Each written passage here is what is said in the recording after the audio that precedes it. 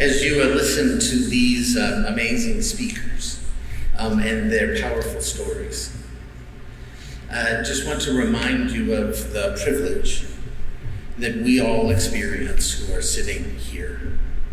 You see, we have the privilege, each of us, of having appropriate masks and face coverings.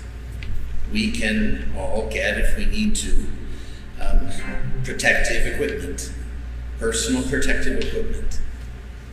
The United Methodist Church takes care of us with salary and insurance and things like that.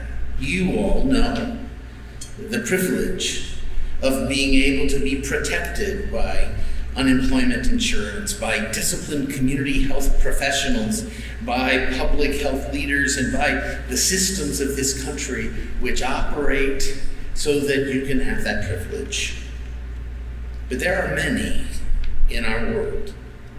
There are many within the sound of my voice for whom the privileges that I've just stated do not exist, or are severely limited, or are set aside for other priorities for other people. For some of them, the intersections with other parts of themselves multiplies the weight, the harm, and the vulnerabilities. Thanks be to God, UMCOR, United Methodist Committee on Relief, anticipates and prepares for all of those people for whom the layers and the weight and the harm sits on most profoundly and heavily. And they are providing, in the midst of this COVID epidemic, the kinds of resources around the globe where people can have what our privileges provide for us, where they can have access to the things to help them save lives and save themselves.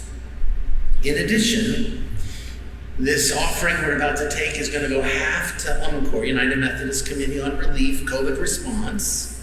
So please give generously to help that. But it's also going to be split to help with folks who are coming out of prisons in Ohio and re-entering our communities in the midst of this pandemic. It is incredibly difficult to re-enter our community in times that are not in the middle of a pandemic.